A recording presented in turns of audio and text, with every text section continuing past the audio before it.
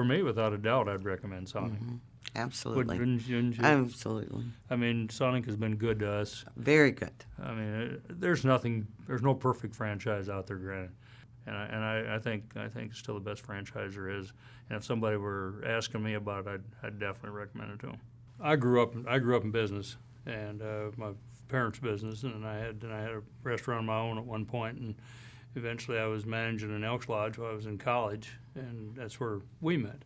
Well, we've been married almost 43 years. We've been in Sonic, be 38 years. 39 next spring. We added value to Sonic and to the community. That's the the Austin community has given us a lot, and that we gave back. Of course, doing it for 39 years,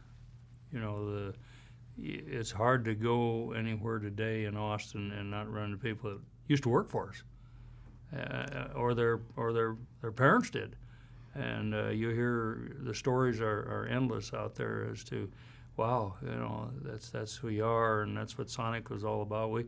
Having seen, that's what I like people to remember us for, the opportunities we've created for a lot of people, and whether they stayed in Sonic or whatever they did. For most people, it was their first job. It was early jobs. Their average, we probably have 1,600 employees today. At least. And 70-80% of them are high school and college kids working their way, working part-time jobs, just waiting to get out and get a job in the real world. But their first work experience is with us. And that's what I like people to remember us for. Give an opportunity to people. For me, there's been so many moments. They go back to the very early days when we first met Troy.